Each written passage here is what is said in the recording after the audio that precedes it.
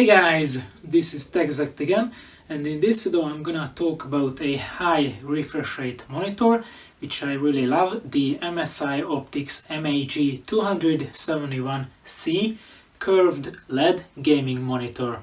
So let's begin.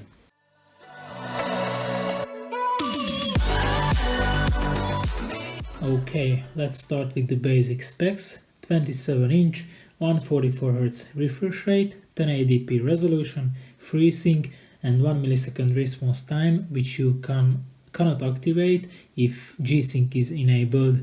Without G-Sync you can activate it. Basically you can choose from 3 options regarding the response time. You can see on the UFO when I change it. This is normal, this is fast, and last but not least, this is the fastest.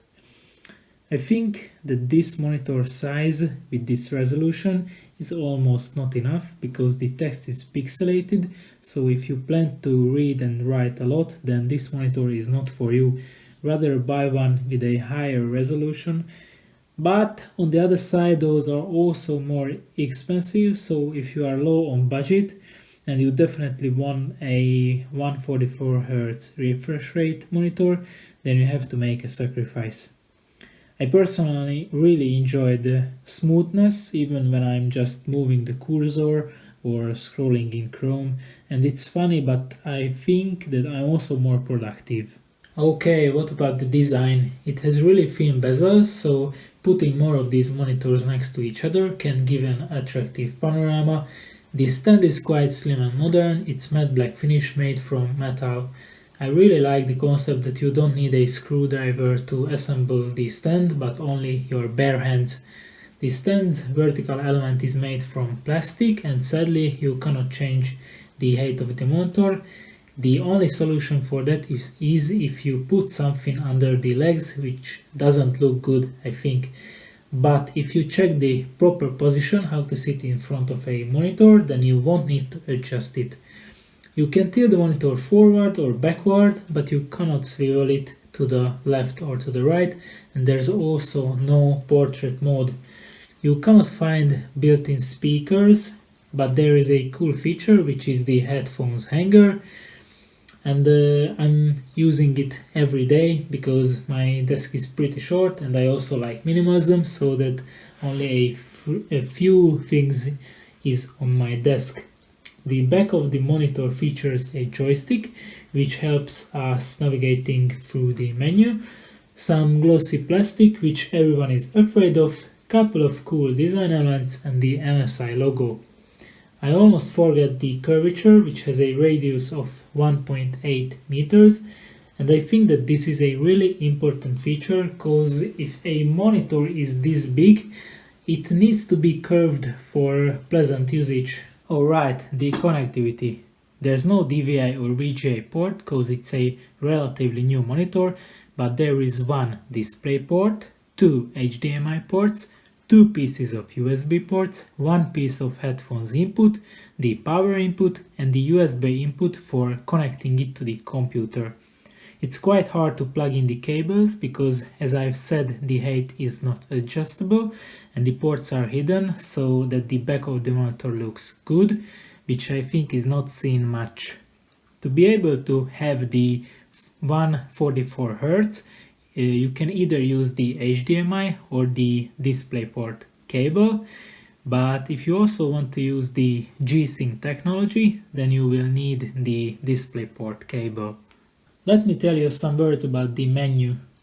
The concept of navigating through the menu with the help of joystick is a good way, I think, because you don't have to press a lot of buttons if you, for example, just want to lower the brightness and so on.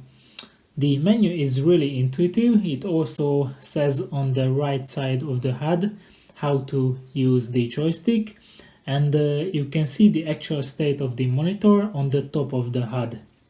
There's a lot of preset modes which I don't use because I think they are not really good. For example, the FPS mode lowers the saturation, puts some sharpness on the image, and even changes some colors, which I didn't like at all. Without G-Sync, the racing mode makes the screen dark because it switches to the fastest response time and also makes the edges really sharp, and that doesn't look nice, I think. With the G-Sync on, it makes the colors extremely saturated, and it doesn't change the response time to the fastest because when the G-Sync is on, you cannot choose the fastest response time. There is a Windows application, but to be able to use it, you have to connect your monitor to your PC via the USB cable. Through the application, you can change the settings of the monitor with the help of your mouse. That's so much easier. I think it's a really nice feature. There's a lot of settings which I will show to you. This is the OSD, this whole thing. You can see here the game modes, FPS. As I've said, it changes the colors of the monitor. There's the racing mode, which is overly saturated, I think. The RTS for real-time strategy games, the RPG for role-playing games, but I don't really use those. I use the user every time. You can choose the tune of your black. You can also choose the response time. I'm always using it on fast because when the G-Sync is on, you cannot use the fastest. And when you can choose the fastest without the G-Sync, then you can also turn the anti-motion blur on. So there's the refresh rate. I can set it so that you can see on the monitor. You can, by the way, change it to all of the four corners of the monitor. And I will just turn it off now. There's the alarm clock, which you can also set, and you can also choose the location of it, but I don't see the purpose of it. I don't know what is it good for. It goes to 0 and nothing happens. Okay, so I will turn it off. You can turn on or turn off the G-Sync. And now you can see here that it is turned off. I will turn it on.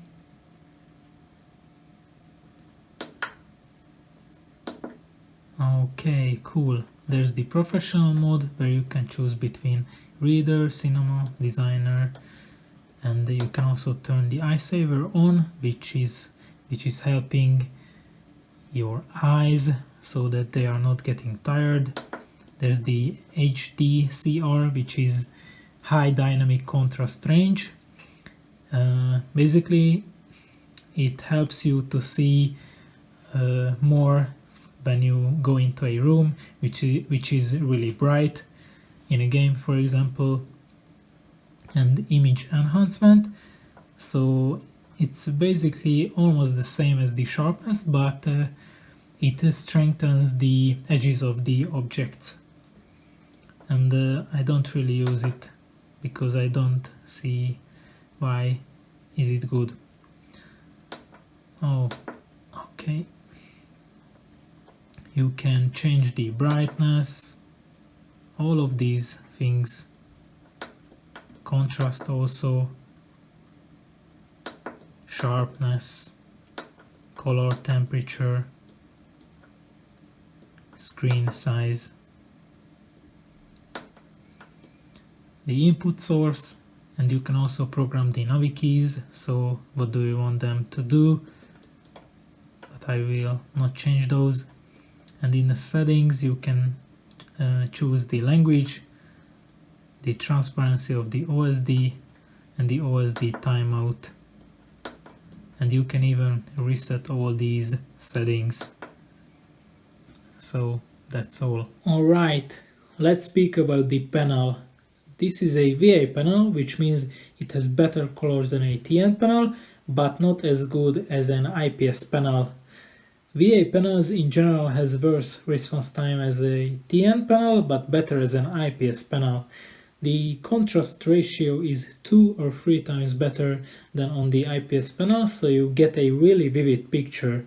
By the way, TN panels are famous for their response time, and IPS panels are famous for their color accuracy. In terms of viewing angles, there's no problem at all. It doesn't matter if you watch the monitor from a little bit below or any other angle, the colors and the brightness are going to be more or less the same. For me, it looks like it's the same as on my IPS monitor, so no problem. Checking the blacklight bleed test, I found some brighter spots on the bottom left side, but that's totally a minor thing.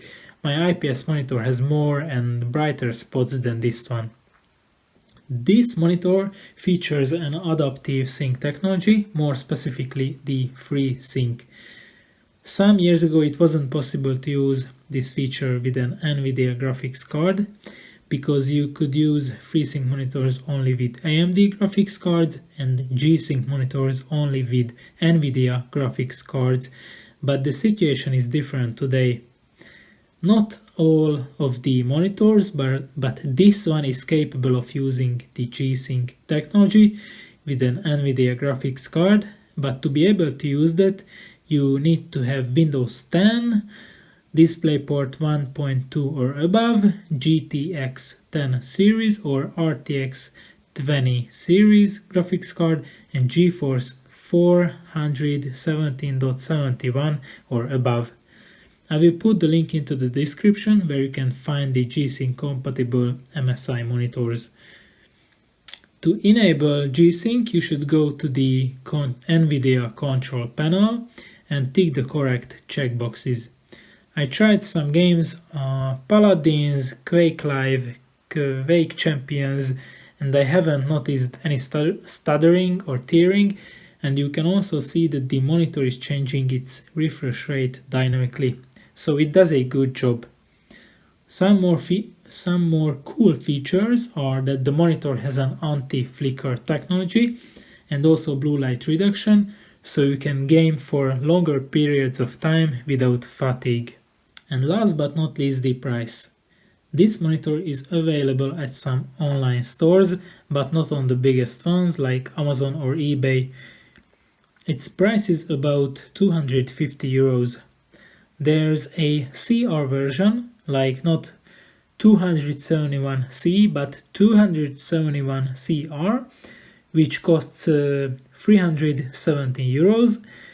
That has LED lights on the back and adjustable height, but unfortunately I couldn't order it on any websites because it's out of stock. Alright, that was my review about this monitor. I hope you liked it. If yes, hit the like button, and also don't forget to subscribe. See you guys in the next one. Bye bye!